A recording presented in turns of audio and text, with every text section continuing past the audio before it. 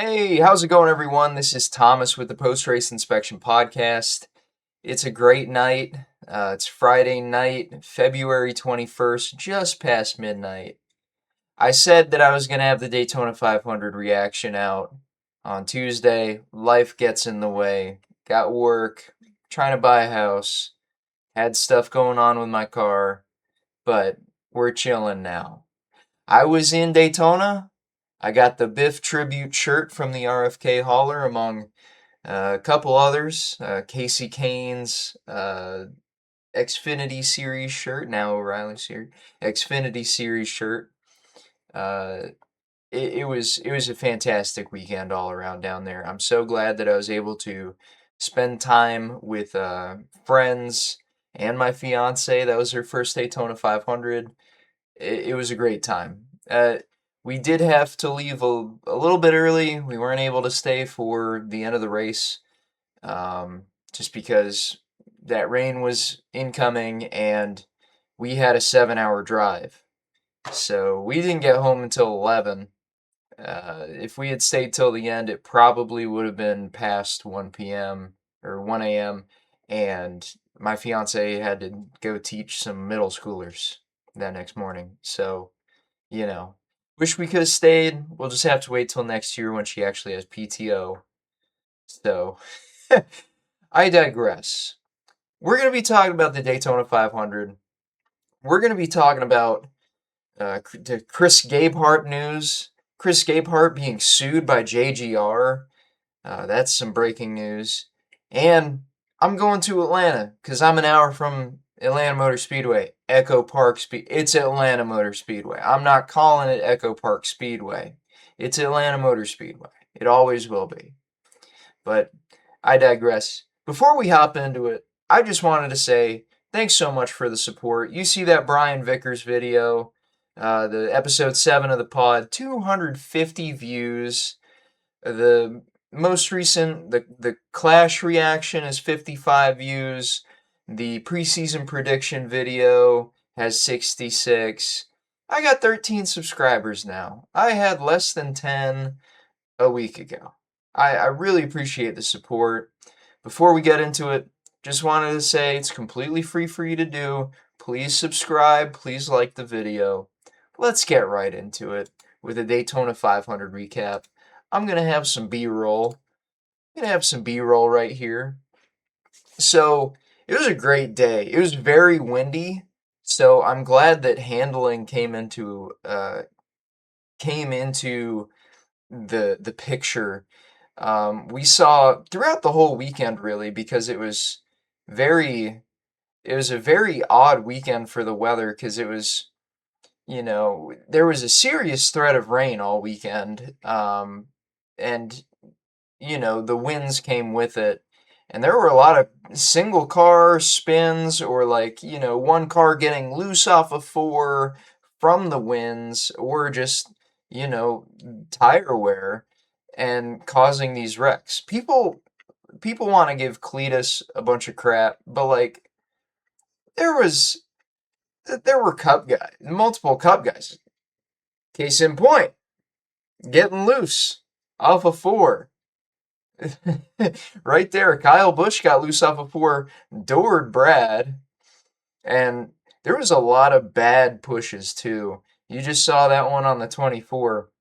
There were quite a few of those. There were quite a few bad blocks too. And the sloppiness is really what made this an interesting race, because these guys were not driving their best race. And it it made for a really entertaining show all the way through, except for the JGR basically pacing the field, turning it into I-75 North in Atlanta, where there's just three cars that end up blocking all three lanes going five under, and you just want to pit maneuver them legally. You wish that pit maneuvering people was legal. Here's another one that was sloppiness and inexperience in the front of the field, because all the guys were saving their stuff for the end, so it allowed guys like Ty Gibbs, rookie Connor Zilich, freaking Cody Ware to be in the top 10. And Cody Ware, I guess, just had a brain fart just following Zilich, who got loose, and then that scared the shit out of Cody Ware, and he just turned right into the field randomly. It was the second dumbest move of the day, I would have to say. The dumbest move of the day we'll talk about in just a bit, but there were like four different big ones in this race too, like sneaky big ones. So there was that wreck with Zilich, and then later on in the race we had Justin Allgaier throw just a horrible block, like just the worst block you've ever seen. No, sorry, the second worst block you've ever seen, because I mean, here it comes up on the replay here. Um, Once Allgaier starts to pass Hamlin, they're coming down to the trioval. Hamlin gets totally shoved by Blaney and Bush. Allgaier kind of washes down because I don't think it's either he wasn't expecting them to get as huge of a run as they did, and Hamlin got his foot in the door way before Allgaier was ready, or Allgaier washed down because he didn't want to get shoved and turned from a bad bump in the trioval. And it ruined a bunch of good guys' days. I said Allgaier threw a stupid block. It's kind of a racing deal, but man, it's they were barely halfway at that point. It just you shouldn't be making those moves. It just shows the difference between the level of, I guess, refinement that these Cup guys have versus O'Reilly Auto Parts Series guys like Allgaier. That's why Austin Hill is beating the hell out of everybody at every single drafting track down there in that series. My boy Brad, right there pictured, he had a really good race. We'll kind of get to the finish in a little bit, but let's talk about this fuel mileage. Uh, I don't really mind it.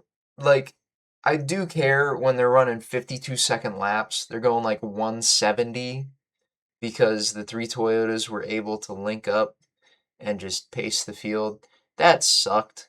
But like, as a whole, I don't really mind the fuel mileage racing because, it does give a little difference in strategy if stuff plays out. It also, keeps everyone close, whatever. But it does allow people to shuffle. It makes it interesting. It opens up opportunities like McDowell here. He stayed out the whole time. He was running in the back of that pack the whole time. He ran 66 laps, I believe. He didn't have to pit past lap 134, I think it was. Ridiculous. Crazy. Like, crazy. That was it was crazy to see because the caution came out for, I think it was Hamlin gave Christopher Bell, I almost said Eric Jones.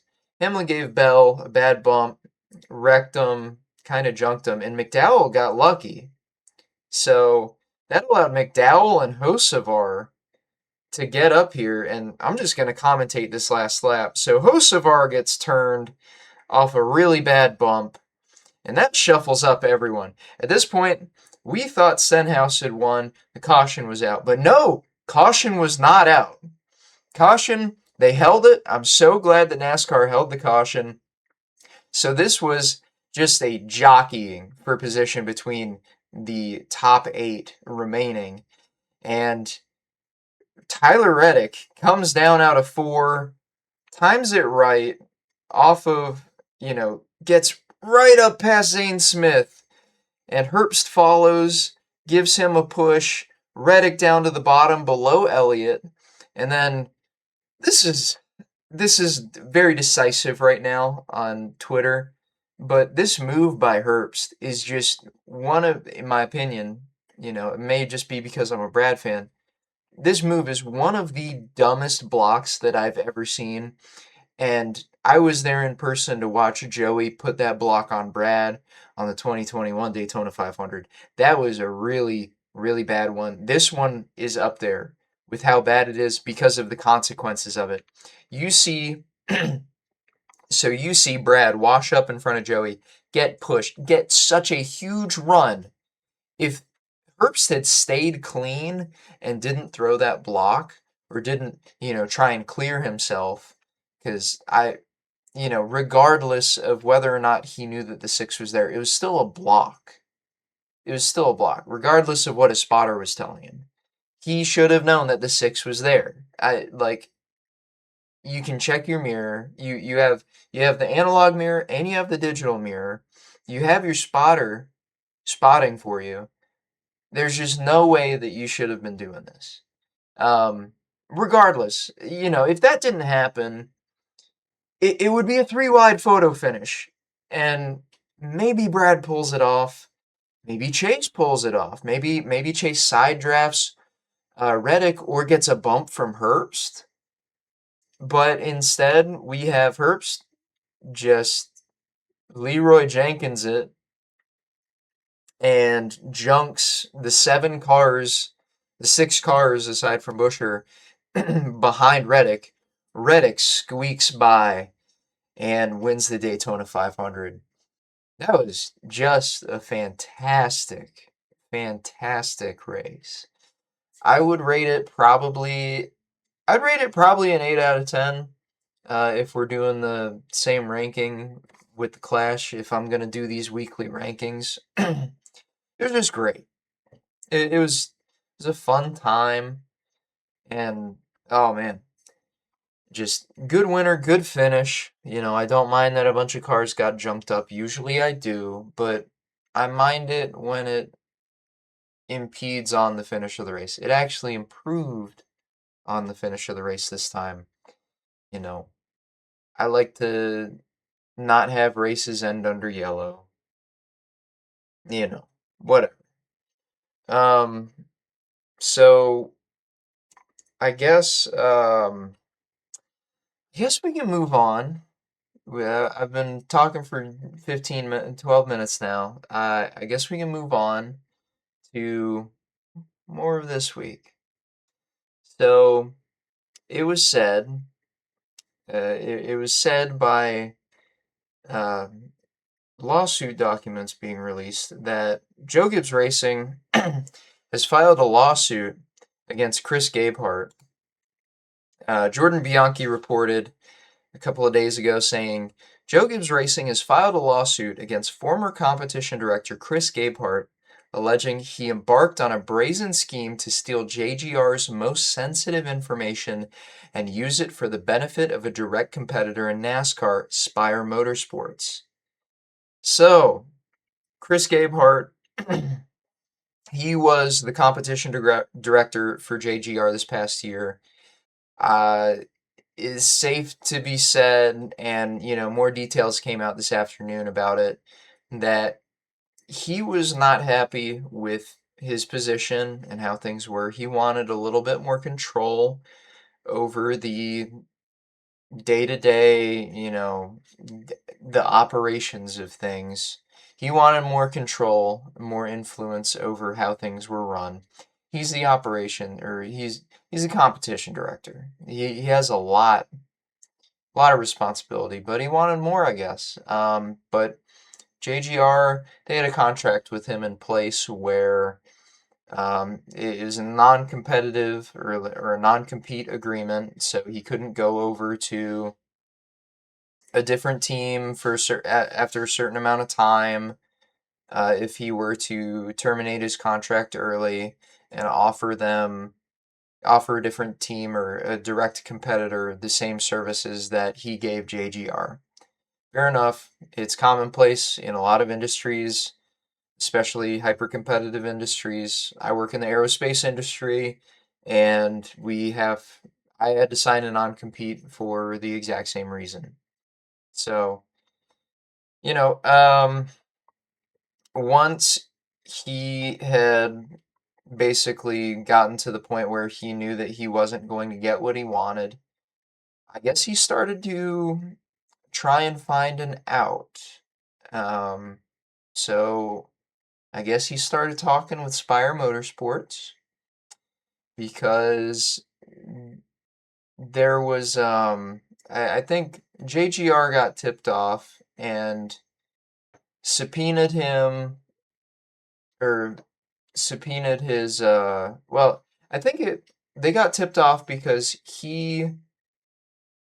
uh he did something on the JGR network at the track that was kind of fishy. I think he was sending certain files and certain file names got flagged.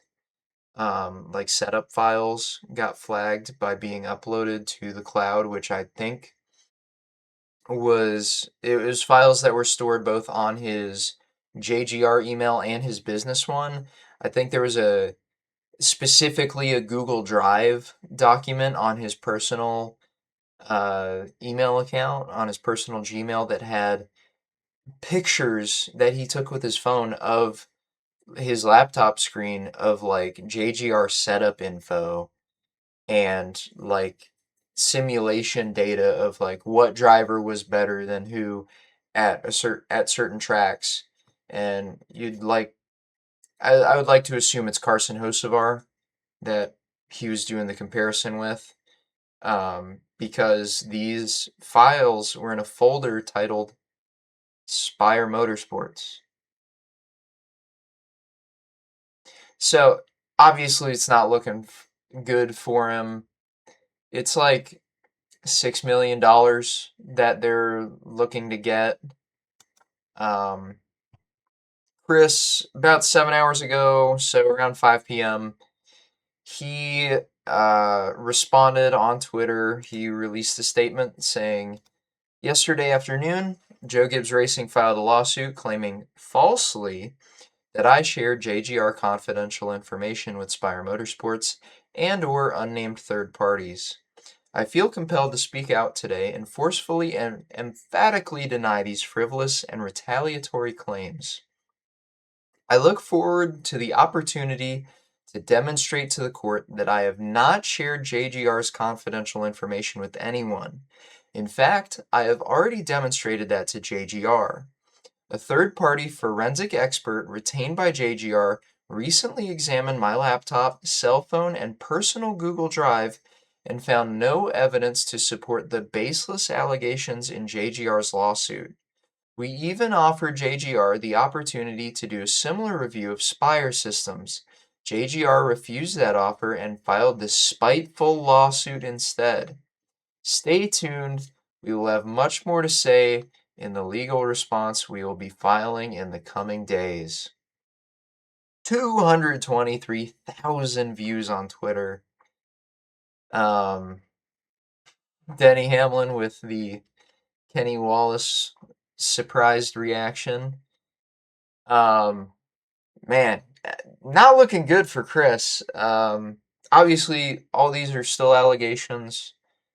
It's NASCAR Season 2, 2026 edition. This is going to be really interesting to follow because obviously, this stuff happened within the last racing roundtable. Uh, Sorry, I saw this in the corner of my eye. I'll let those watching the video version, the non-podcast version of this, take a look at this. Thought it was really funny. Okay, I digress. It's going to be really interesting to see how this unfolds because apparently this has been developing since around championship weekend. So we'll see. We'll see. All right. I'm going to close it off with some Atlanta, some people to watch, drivers to watch, my predictions for Atlanta. I wasn't able to do it for Daytona. I wanted to, but I just didn't end up having time. Life happened. So let's get right into it. My rapid fire picks to win for Atlanta. So Number one, who? So these are my four most likely people that I think will win, or you can call it my top four, plus kind of a wild card. So, number one, Carson Hocevar. Might be his best track. Brad is my number two. Broken femur probably won't stop him, but a wreck might, like the last two spring Atlanta races. Number three, can't count out Logano at this track. Um, he's so good here, to the chagrin of everyone else. Number four, Chase Elliott. Obviously the winner over the summer, and he's just been great here the last 2 years. My one to watch is Kyle Busch. He just needs to get some sort of luck. I mean, he had a really strong car at Daytona. He was pretty good the last couple of races here last year. So let's see. He just needs some more luck. He can't be running 30th with two to go. So, all right. That was an episode of the Post Race Inspection Podcast. I'm Thomas. Thanks for watching. Please like the video, subscribe, completely free to do. Hope to see you guys next week with my next recap and prediction. Have a good one.